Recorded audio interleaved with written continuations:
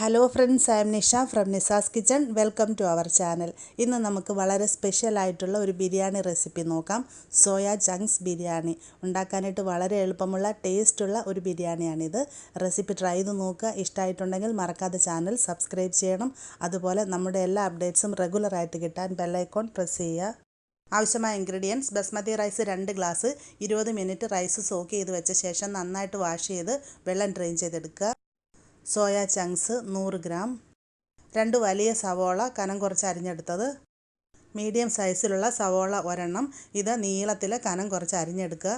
ഇത് നമുക്ക് ഫ്രൈ ചെയ്തെടുക്കാനുള്ള സവോളയാണ്, അതുകൊണ്ട് ഒട്ടും കട്ടിയില്ലാതെ അരിഞ്ഞെടുക്കുക. മീഡിയം സൈസിലുള്ള തക്കാളി ഒരെണ്ണം അരിഞ്ഞെടുത്തത്. ഇഞ്ചി വെളുത്തുള്ളി പേസ്റ്റ്, ഒരു ചെറിയ കഷ്ണം ഇഞ്ചിയും 5 അല്ലി വെളുത്തുള്ളിയും നന്നായിട്ട് അരച്ച് പേസ്റ്റാക്കി എടുക്കുക. മല്ലിപ്പൊടി 1 ടീസ്പൂൺ, മുളക് പൊടി 1 ടീസ്പൂൺ, മഞ്ഞൾപ്പൊടി 1/2 ടീസ്പൂൺ, ഗരം മസാല 1 ടീസ്പൂൺ, കുറച്ച് കാഷ്യൂനട്ട്, കുറച്ച് ഉണക്കമുന്തിരി, തൈര് 2 ടേബിൾ സ്പൂൺ, ഒട്ടും പുളിയില്ലാത്ത നല്ല കട്ടിയുള്ള തൈര് വേണം, കുറച്ച് മല്ലിയില, പുതിനയില 2 തണ്ട്, നെയ്യ് 3 ടേബിൾ സ്പൂൺ. പിന്നെ വേണ്ടത് മിക്സഡ് സ്പൈസസ്, ഓയിൽ ആവശ്യത്തിന്, ഉപ്പ് ആവശ്യത്തിന്. ഇനി പ്രിപ്പറേഷൻ നോക്കാം. ആദ്യമായിട്ട് നമുക്ക് സോയാ ചങ്ക്സ് ഒന്ന് തിളച്ച വെള്ളത്തിൽ സോക്ക് ചെയ്തെടുക്കാം. അതിനായിട്ട് ഞാനിവിടെ 100 ഗ്രാം സോയാ ചങ്ക്സ് എടുത്ത് വെച്ചിട്ടുണ്ട്. ഇതിലേക്ക് നന്നായിട്ട് തിളച്ച വെള്ളം ഒഴിച്ചു കൊടുക്കാം. ഈ സോയാ ചങ്ക്സ് എല്ലാം കംപ്ലീറ്റ് ആയിട്ട് മുങ്ങിക്കിടക്കുന്ന രീതിയിൽ ചൂടുവെള്ളം ഒഴിക്കുക. ഇത് നന്നായിട്ടൊന്ന് ഡിപ്പ് ചെയ്തിട്ട് കൊടുക്കുക. നമുക്കൊരു 20 മിനിറ്റ് ഇതിനെ സോക്ക് ചെയ്ത് വെച്ചിരിക്കാം. ഇപ്പോൾ ഒരു 20 മിനിറ്റ് കഴിഞ്ഞിട്ടുണ്ട്. സോയ ഇപ്പോൾ ചൂടുവെള്ളത്തിൽ കിടന്ന് സൈസ് ഡബിളായി വന്നിട്ടുണ്ട്. നമുക്കിനി 2-3 പ്രാവശ്യം ഇതിനെ തണുത്ത വെള്ളത്തിലിട്ടിട്ട് നന്നായിട്ടൊന്ന് കഴുകി എടുത്തുകൊണ്ട് വരാം. ഞാനിപ്പോൾ സോയ 2-3 പ്രാവശ്യം നന്നായിട്ട് തണുത്ത വെള്ളത്തിൽ കഴുകി എടുത്തിട്ടുണ്ട്. ഇനി നമുക്ക് ഇതിൻ്റെ ഉള്ളിൽ നിന്നും കംപ്ലീറ്റ് ആയിട്ട് വെള്ളം ഇതുപോലെ പിഴിഞ്ഞ് കളയണം. സോയ വെള്ളം കയറി കഴിയുമ്പോൾ സ്പോഞ്ച് പോലെയാണ്. അപ്പോൾ ഇതിൻ്റെ ഉള്ളിൽ നിന്ന് ഇതുപോലെ ഒന്ന് പ്രസ് ചെയ്താൽ വെള്ളമെല്ലാം പുറത്ത് പോരും. നന്നായിട്ട് പിഴിഞ്ഞെടുക്കാം.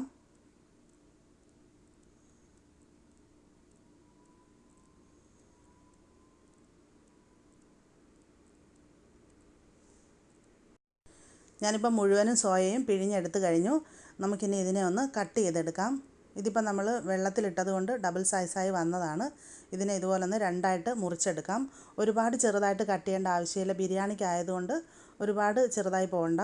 ഇതുപോലെ ഈ ഒരു അളവിൽ രണ്ടായിട്ട് മുറിച്ചെടുത്താൽ മതി. ഒരുപാട് ചെറിയ സോയാ ചങ്ക്സ് ആണെന്നുണ്ടെങ്കിൽ മുറിക്കേണ്ട ആവശ്യമില്ല. ഇതുപോലെ നമുക്ക് മുഴുവൻ സോയാ ചങ്ക്സും കട്ട് ചെയ്തെടുക്കാം. അപ്പം ഞാൻ മുഴുവൻ സോയയും രണ്ടായിട്ട് കട്ട് ചെയ്തെടുത്തിട്ടുണ്ട്. നമുക്കിനി ഇതിലോട്ട് കുറച്ച് ഉപ്പും മഞ്ഞൾപ്പൊടിയൊക്കെ ഒന്ന് തിരുമിയെടുക്കാം. ഒരു 1/2 ടീസ്പൂൺ മഞ്ഞൾപ്പൊടി ഇതിലേക്ക് ഇട്ട് കൊടുക്കാം. ഇനി ഒരു 1/2 ടീസ്പൂൺ മുളക് പൊടിയും കൂടെ ചേർക്കാം. നമ്മൾ ഇതിലോട്ട് ഹോട്ട് ചില്ലി പൗഡറാണ് ചേർക്കുന്നത്. 1/2 ടീസ്പൂൺ ചേർക്കാം. ഇനി ഇതിലേക്ക് ആവശ്യത്തിന് ഉപ്പും കൂടെ ചേർത്ത് കൊടുക്കാം. ഇനി നമുക്കിതിനെ കൈകൊണ്ട് നന്നായിട്ടൊന്ന് തിരുമ്മി പിടിപ്പിക്കാം. സോയയുടെ ഉള്ളിലോട്ട് നന്നായിട്ട് ഉപ്പും മഞ്ഞൾപ്പൊടിയും അതുപോലെ തന്നെ മുളക് പൊടിയൊക്കെ ചെല്ലണം. അപ്പം മുഴുവൻ സോയയിലോട്ടും കംപ്ലീറ്റ് ആയിട്ട് എത്തുന്ന വിധത്തിൽ നന്നായിട്ട് തിരുമ്മി പിടിപ്പിക്കാം. ഞാനിപ്പോൾ ഇത് നന്നായിട്ട് മിക്സ് ചെയ്ത് വെച്ചിട്ടുണ്ട്. നമുക്കിനി ഇതിനെ എണ്ണയിലിട്ടിട്ടൊന്ന് ഫ്രൈ ആക്കി എടുക്കാം. ഞാനൊരു ഫ്രൈയിങ് പാൻ സ്റ്റൗവിൽ വെച്ചിട്ടുണ്ട്. ഇതിലേക്ക് നമുക്ക് കുറച്ച് ഓയിൽ ഒഴിച്ചു കൊടുക്കാം. കാരണം ഞാൻ സൺഫ്ലവർ ഓയിലാണ് ഉപയോഗിക്കുന്നത്. ഏതെങ്കിലും റീഫൈൻഡ് ഓയിൽ ഉപയോഗിക്കാം. ഓയിൽ കുറച്ച് കൂടുതൽ ഒഴിക്കുക. ആദ്യം നമുക്ക് സവാള ഇട്ടൊന്ന് ഫ്രൈ ചെയ്തെടുക്കണം. നന്നായിട്ട് ചൂടായ ഓയിലിലേക്ക് നമുക്ക് കനം കുറച്ച് അരിഞ്ഞു വെച്ചിരിക്കുന്ന സവാള ഇട്ട് കൊടുക്കാം. ഇത് നമുക്ക് ലാസ്റ്റ് ഗാർണിഷിങ്ങിന് വേണ്ടിയിട്ടുള്ള സവാളയാണ്. ഇതിനെ നമുക്ക് ഗോൾഡൻ കളറായിട്ട് വരുന്നത് വരെ ഒന്ന് ഫ്രൈ ആക്കി എടുക്കാം.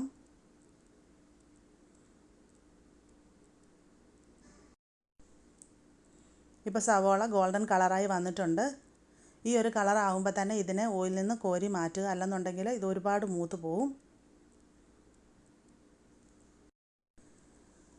സവാള മുഴുവനും കോരി മാറ്റിയതിന് ശേഷം നമുക്ക് ഇതേ ഓയിലിലേക്ക് സോയാ ചങ്ക്സ് ഇട്ടിട്ട് ഇതിനെയും ഫ്രൈ ആക്കി എടുക്കാം. ഞാനിപ്പോൾ ഉപ്പും മഞ്ഞൾപ്പൊടിയൊക്കെ തിരുമ്മി വെച്ചിരുന്ന സോയാ ചങ്ക്സിൻ്റെ പകുതിയാണ് ഇട്ട് കൊടുത്തിരിക്കുന്നത്. 2 പ്രാവശ്യമായിട്ട് ഇത് മുഴുവനും നമുക്ക് ഫ്രൈ ആക്കി എടുക്കാം.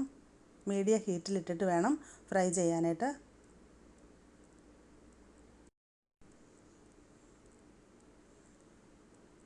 ഇടവിട്ട് ഇതിനെ മിക്സ് ചെയ്ത് കൊടുത്തുകൊണ്ട് 2 വശവും മൊരിയിച്ചെടുക്കാം.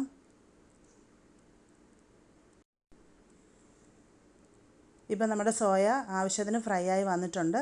ഇനി നമുക്കിതിനെ ഓയിലിൽ നിന്ന് കോരി മാറ്റാം.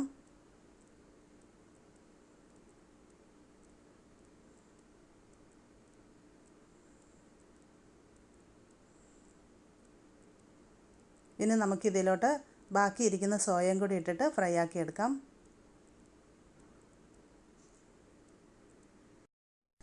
അടുത്തായിട്ട് ഞാൻ വൈഡായിട്ടുള്ളൊരു പാൻ അടുപ്പിൽ വെച്ചിട്ടുണ്ട്. ഇതിലേക്ക് നമുക്ക് 2 ടേബിൾ സ്പൂൺ നെയ്യ് ഒഴിച്ച് കൊടുക്കാം.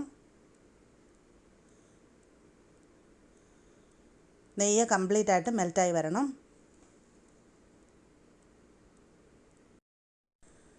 നെയ്യ് ഇപ്പോൾ കംപ്ലീറ്റ് ആയിട്ട് മെൽറ്റായിട്ടുണ്ട്. ഇതിലേക്ക് നമുക്ക് കുറച്ച് കാഷ്യൂ നട്ട് ഇട്ട് കൊടുക്കാം. ഇതിനെ ഒന്ന് നെയ്യിലിട്ട് നമുക്ക് ഫ്രൈ ആക്കി എടുക്കാം. കാഷ്യൂ നട്ടിൻ്റെ നിറം ഒന്ന് ലൈറ്റായിട്ട് മാറിയതിന് ശേഷം ഇതിലേക്ക് എടുത്തു വച്ചിരിക്കുന്ന ഉണക്കമുന്തിരി കൂടി ഇട്ട് കൊടുക്കാം.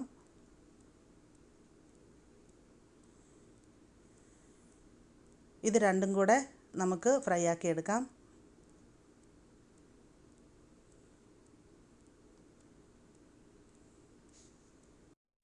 കാഷ്യൂ നട്ടും റൈസിൻസും ഇപ്പോൾ ഫ്രൈ ആയിട്ടുണ്ട്. നമുക്കിനി ഇതിനെ നെയ്യിൽ നിന്ന് കോരി മാറ്റാം.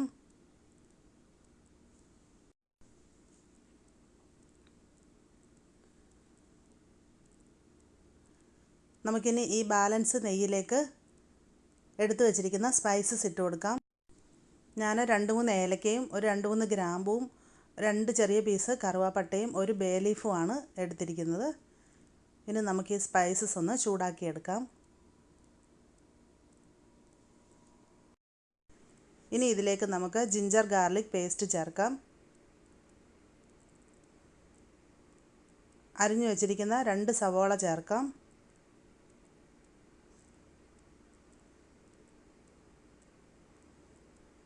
ഇനി ഇതിലേക്ക് കുറച്ച് ഉപ്പ് ചേർത്ത് കൊടുക്കാം. ഇതെല്ലാം കൂടെ നമുക്കിനി നന്നായിട്ട് വഴറ്റാം. ആവശ്യമാണെങ്കിൽ 1 ടേബിൾ സ്പൂൺ നെയ്യ് കൂടെ ചേർത്ത് കൊടുക്കാവുന്നതാണ്. നമുക്കിനി ഇതെല്ലാം ഒരു ഗോൾഡൻ കളറായിട്ട് വരുന്നത് വരെ വഴറ്റാം. ഇപ്പോൾ സവോള നന്നായിട്ട് വഴന്ന് വന്നിട്ടുണ്ട്. ഇനി നമുക്ക് ഇതിനെ ലോ ഹീറ്റിലേക്ക് മാറ്റാം. ഇനി ഞാൻ ഇതിലോട്ട് സോയ നമ്മൾ ഫ്രൈ ചെയ്ത ആ ഓയിലിൽ നിന്ന് ഒരു 3 ടേബിൾ സ്പൂൺ ഓയിൽ ഇതിലേക്ക് ഒഴിച്ച് കൊടുക്കുകയാണ്. കാരണം നമ്മൾ ആകെ 2 ടേബിൾ സ്പൂൺ നെയ്യ് മാത്രമേ ഇതിലേക്ക് ഒഴിച്ചിട്ടുണ്ടായിരുന്നുള്ളൂ. അപ്പോൾ ഇത് കുറച്ച് ഡ്രൈ ആയിട്ടാണ് ഇരിക്കുന്നത്. ഇനി ഇതിലേക്ക് നമുക്ക് പൊടികൾ ചേർത്ത് വഴറ്റേണ്ടതായിട്ടുണ്ട്. അപ്പോൾ ഒരുപാട് ഡ്രൈ ആയിട്ടിരുന്നാൽ പൊടികൾ കരിഞ്ഞു പോകും. അപ്പോൾ അങ്ങനെ ഉണ്ടാവാതിരിക്കാനാണ് ഇപ്പോൾ ഞാനിതിലേക്ക് ഈ ഓയിൽ ഒഴിച്ച് കൊടുത്തത്. ഇനി നമുക്കിതിനെ നന്നായിട്ട് മിക്സ് ചെയ്തിട്ട് ഒരു 1/4 ടീസ്പൂൺ മഞ്ഞൾപ്പൊടി ചേർത്ത് കൊടുക്കാം. ഇനി ഇതിലേക്കൊരു 1/2 ടീസ്പൂൺ മുളക് പൊടി ചേർക്കാം. 1 ടീസ്പൂൺ മല്ലിപ്പൊടി ചേർക്കാം. ഇനി ഇതിലേക്ക് 1 ടീസ്പൂൺ ഗരം മസാല കൂടെ ചേർത്ത് കൊടുക്കാം. അപ്പോൾ നമ്മൾ ആവശ്യത്തിനുള്ള എല്ലാ മസാലപ്പൊടികളും ചേർത്തു. ഇനി നമുക്കിത് നന്നായിട്ട് മിക്സ് ചെയ്യാം. ഒരു 2-3 മിനിറ്റ് ഇതിനെ ലോ ഹീറ്റിലിട്ടിട്ട് നമുക്ക് നന്നായിട്ടൊന്ന് വഴറ്റിയെടുക്കാം. ഇപ്പോൾ മസാലപ്പൊടികളെല്ലാം മൂത്ത് വന്നിട്ടുണ്ട്. ഇനി ഇതിലേക്ക് നമുക്ക് കട്ട് ചെയ്ത് വെച്ചിരിക്കുന്ന തക്കാളി ചേർത്ത് കൊടുക്കാം.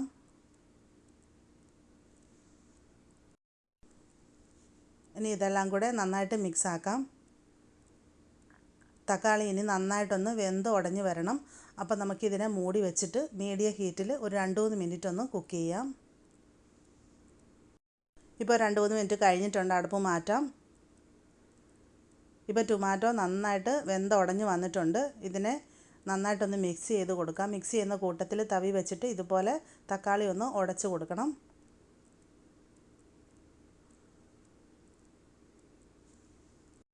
ഇനി വീണ്ടും നമുക്ക് ലോ ഹീറ്റിലേക്ക് മാറ്റിയിടാം. കാരണം ഇനി അടുത്തായിട്ട് തൈര് ചേർക്കാൻ പോവാണ്. അപ്പോൾ ഇത് തീ നന്നായിട്ട് കുറച്ച് വെച്ചിട്ട് ഒരു 2 ടേബിൾ സ്പൂൺ തൈര് ഒഴിച്ച് കൊടുക്കുക. തൈര് ഞാൻ പറഞ്ഞ പോലെ തന്നെ നല്ല കട്ട തൈര് വേണം ചേർക്കാനായിട്ട്. പുളി കുറവുള്ള തൈരായിരിക്കണം. ഞാനിപ്പോൾ 2 ടേബിൾ സ്പൂൺ ചേർത്തു. ഇനി ഇതിനെ നന്നായിട്ട് മിക്സ് ആക്കാം. ലോ ഹീറ്റിലിട്ട് ഒരു 1 മിനിറ്റ് ഒന്ന് വഴറ്റിയാൽ മതി.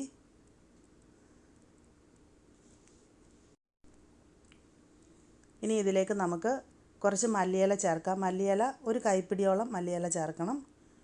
ഇനി ഇതിലോട്ട് പുതിനയില ചേർക്കാം. പുതിനയില അധികം ചേർക്കേണ്ട ആവശ്യമില്ല. ഏകദേശം ഒരു 10-15 ഇലയോളം പുതിനയില മാത്രമേ ഞാൻ ചേർക്കുന്നുള്ളൂ. നമുക്കിതിനെ വീണ്ടും ഒരു മിനിറ്റ് വഴറ്റാം. ഇനി അടുത്തായിട്ട് ഇതിലോട്ട് ചേർക്കേണ്ടത് നമ്മൾ ഫ്രൈ ആക്കി വെച്ചിരിക്കുന്ന സോയ ചങ്ക്സ് ആണ്. നന്നായിട്ട് ഇളക്കി യോജിപ്പിച്ച് കൊടുക്കാം.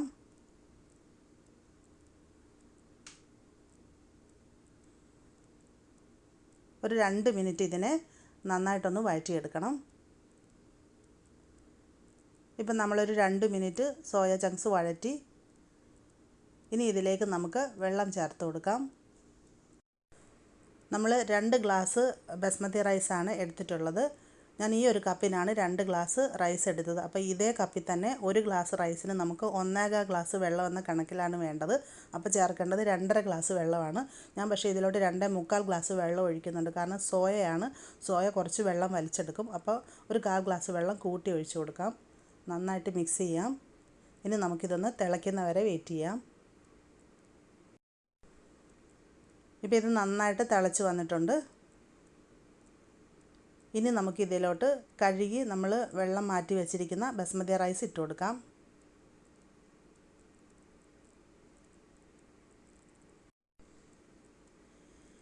ഇനി ഇതെല്ലാം കൂടെ നന്നായിട്ടൊന്ന് മിക്സാക്കാം. നന്നായിട്ട് ഇളക്കി യോജിപ്പിച്ചതിന് ശേഷം ഇതിൻ്റെ ഉപ്പ് നോക്കുക.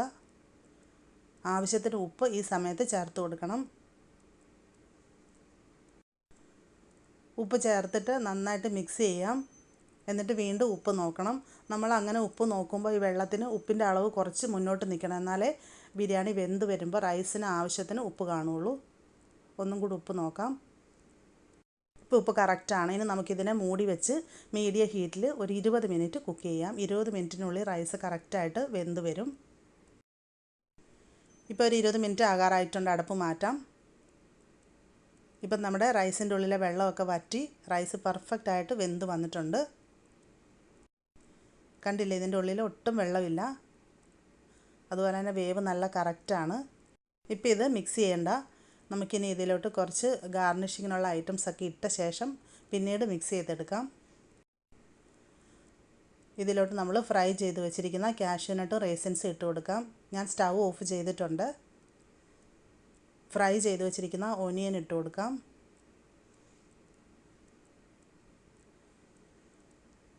ഇനി ഇതിലേക്ക് 1 ടേബിൾ സ്പൂൺ നെയ്യ് ഒഴിച്ചു കൊടുക്കാം.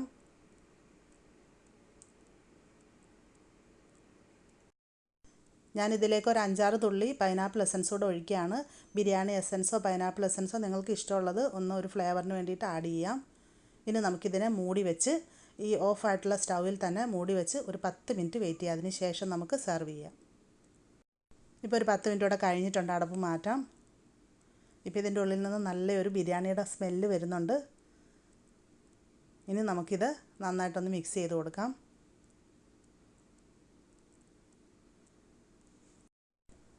അപ്പം നമ്മുടെ അടിപൊളി സോയ ബിരിയാണി ഇവിടെ റെഡി ആയി കഴിഞ്ഞു.